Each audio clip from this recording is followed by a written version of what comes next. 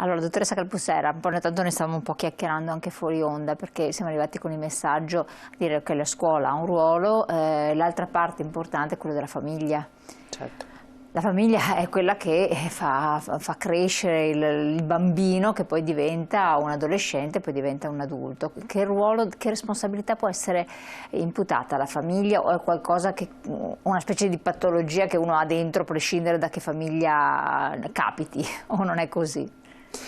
Allora, grazie per questa domanda difficile. La prima cosa che tengo a precisare, che è un altro must, per cui, come dire, cerco di parlare anche agli studenti piuttosto che a queste trasmissioni.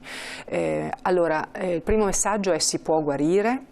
E il secondo messaggio è: non è vero che è una patologia che risiede nei nostri geni o nel nostro sangue. Non è vero. So che alcuni psichiatri e colleghi dicono e sostengono questa ipotesi, ma come dire, quando ci troviamo anche nell'equipe piuttosto che con Villa Miralago, spesso diciamo magari fosse vero questo, no? Perché allora sarebbe risolvibile con una medicina. In realtà non c'è niente che non va nei geni, non è una patologia genetica, è una malattia dell'anima, come dicevo prima, cioè della psiche. Psiche in greco significa anima, no? C'è una fragilità di fondo che si sviluppa prevalentemente nei primissimi anni di vita e che va trattata con calma un po' per volta. Il percorso terapeutico, non bisogna credere alle persone che dicono io curo un'anoressia in 10 sedute. So che alcuni lo dicono, no, non voglio vedere, ma neanche se lo vedo ci credo. In realtà ci vuole un percorso di cura piuttosto impegnativo, ci vogliono anni per guarire da un'anoressia, ok? Questo lo dico perché a volte arrivano dei genitori che ci consegnano il figlio o la figlia in difficoltà, restituiscimelo, guarito, sanato, aggiustato. Ecco, no. Abbiamo, come ripeto, bisogno della collaborazione della famiglia e dei genitori soprattutto, e è un lavoro che va fatto tutto insieme. È l'intero sistema familiare che deve muoversi per innescare quel movimento virtuoso che permetta al soggetto di abbandonare questo attaccamento al cibo per dedicarsi ad altro. Quindi è tutto il sistema che deve rimettersi in movimento. Prima cosa. Seconda cosa, evidentemente le famiglie in cui c'è un disturbo alimentare sono famiglie molto spesso piene di dolore, proprio perché il rischio della vita è lì da vedere. Vedere una figlia che ti si riduce a 30 kg non è una cosa esattamente meravigliosa, no? Come genitore. Però molto spesso che cosa succede? Le famiglie, i genitori vanno in panico, si angosciano e non sanno cosa fare e a volte restano anche fermi. Quindi è essenziale che ci sia qualcuno da fuori che, come dire, con una posizione un pochino più di distacco li orienti nel percorso da compiere. Sicuramente questo disagio è multifattoriale, si dice, no? Nel senso che c'è il soggetto, molto spesso i genitori mi dicono ma dottoressa, com'è possibile? Io ho due figli, due figlie, questa sta benissimo e questa si ammala di anoressia. Sì, certo, è così, perché ogni figlio poi sceglie come dire, a come aderire al sistema familiare in cui si trova a crescere. C'è una responsabilità soggettiva sempre, no? Rispetto al nostro stare al mondo, ok? E anche al nostro ammalarci. Sicuramente però sono di solito famiglie in cui c'è una sofferenza che non viene riconosciuta e a cui è importante dare voce. Esiste l'inconscio, non è un'invenzione solo di noi psicanalisti. Noi non siamo totalmente presenti a noi stessi e quindi il percorso di cura consiste proprio nel togliere tutti quegli schermi e quelle, diciamo così, resistenze che ci impediscono di vedere delle parti di noi che ci sfuggono. E è fondamentale che ci sia qualcuno che ti aiuti a vederle. Quindi sicuramente il disagio nasce all'interno della famiglia, nasce all'interno anche di una società. Dedicherei anche 2 minuti a questo, perché noi siamo, il motivo per cui il mio libro si chiama Il cannibale che è in noi, è proprio il fatto che da qualche parte noi viviamo in una società un po' cannibalica, no? abituati ad avere costantemente sempre un oggetto di cui godere, a cui rapportarci, no? È una società un po' tossicomanica la nostra. Certo. È per questo che questi disagi 50 anni fa non erano affatto così diffusi come lo sono oggi. Ecco, c'era un altro messaggio che era arrivato che chiedeva relativamente al discorso se non sbaglio, legato anche al bullismo, al fatto di essere obesi. Parlate di anoressia, ma anche l'obesità giovanile è un forte sintomo di disturbo, soprattutto quando il ragazzo viene poi bullizzato dai suoi compagni. Assolutamente sì. Allora, punto primo, in molte storie di anoressia abbiamo dei giovani che hanno avuto delle fasi, per esempio, di sovrappeso, se non addirittura di obesità, in cui si sono sentiti male nel loro corpo e le persone che stavano attorno non hanno di certo aiutato, anzi li hanno bullizzati e li hanno fatti sentire ulteriormente degli scarti.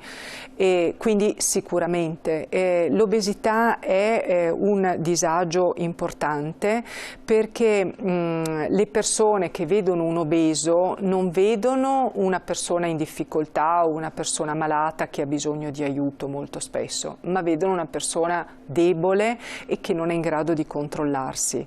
In realtà l'obesità è, come dicevo prima, una forma di bulimia senza strumenti compensatori, cioè sono di solito delle persone che, anche se non se ne accorgono, perché ho in mente molte persone mi dicono: ma dottoressa, io non mangio niente eppure ingrasso.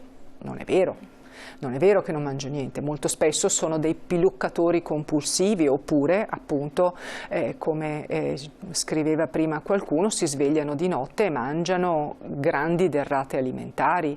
Quindi sono persone che hanno davvero bisogno di aiuto, ma che più difficilmente ancora delle persone con anoressia o bulimia chiedono aiuto, e molto spesso ricorrono per esempio alla terapia bariatrica piuttosto che alla resezione dello stomaco, eccetera eccetera. Ma il problema non scompare, perché il problema non si cura con la chirurgia o con l'intervento sul corpo. Ripeto che il problema si cura dentro, con l'anima, ok?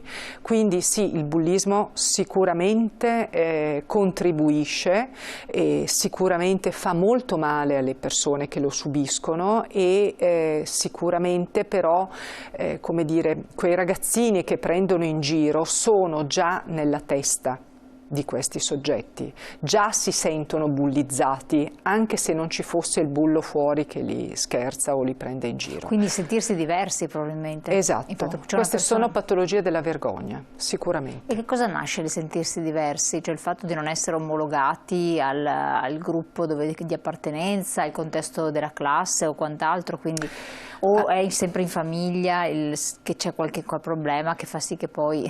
Qualcosa è andato storto, sul piano del riconoscimento qualcosa è andato storto, e attenzione, perché a volte nelle famiglie ci sono i lutti, ci sono le crisi coniugali, voglio dire, la storia di una famiglia è fatta da tante cose e non necessariamente, anzi non ho mai creduto fosse così, dal fatto che i genitori vogliano male ai loro figli, non è questo. Di solito queste figlie e questi figli sono anche molto amati, a volte anche, oso dire, esageratamente, no? Al punto che per esempio però in queste famiglie registriamo spesso un livello di performance molto elevato, cioè le richieste fatte ai figli sono molto molto alte. Le aspettative quindi. Le aspettative, e quindi molto spesso ci sentiamo dire anche all'interno dei percorsi di cura, dottoressa, se io non prendo almeno 9 o 10 non valgo niente, io non posso permettermi di prendere un 7 o un 6 a scuola, perché io passo dal essere una persona che conta qualcosa al diventare una nullità. Io prendo 6, non sono più nessuno. Ecco, qui io direi che proprio in queste frasi sta il senso della patologia, il senso del vero disagio, cioè sono soggetti che o hanno qualcosa di esterno a cui aggrapparsi per avere un senso di valore personale, oppure non hanno nessun valore, il che equivale a dire che non hanno nessun valore comunque, perché se devi appellarti a qualcosa di esterno per avere valore, evidentemente il valore non te lo riconosci. Quindi non c'è una maturazione, non c'è stata una maturazione della persona, quindi ci sono fermate ancora una fase, sì, neanche adolescenziale, proprio infantile. Sì, direi di sì. Sicuramente, allora per un verso c'è magari una parte della personalità che sembra perfettamente adattata e in linea con gli anni, no? Dicevo, addirittura noi troviamo persone che fanno l'avvocato, l'ingegnere, docenti universitari, certo, che soffrono di disturbi alimentari, quindi una parte è perfettamente adattata, funziona anche ad alti livelli, una parte non riesce a fare quello che fanno i bambini una volta svezzati, cioè rapportarsi con il cibo. Quindi sicuramente c'è qualcosa di molto regredito che va lavorato un po' per volta e che la bella notizia è che però può crescere. Insomma. Si può curare. Sì. Allora siamo arrivati al termine. Allora, grazie dottoressa Marisa Galbussera. Il cannibale che è in noi, ammalarsi e guarire da anoressia e bulimia, saggi e studi di psicologia. Eccolo qui, è un manuale molto interessante che richiede anche un po' di riflessione, però è bene anche riflettere su certe problematiche per chi deve affrontarle. Si vende in libreria, per cui si può trovare un po' ovunque, e poi naturalmente ringrazio voi di aver partecipato con i vostri messaggi molto interessanti. Auguro a lei, dottoressa, buon lavoro, perché so che ne avete veramente tanto e magari sarà un piacere ancora di avere la nostra ospite, sarà anche un'ottima cosa. Grazie ancora, buon proseguimento, ci vediamo domani.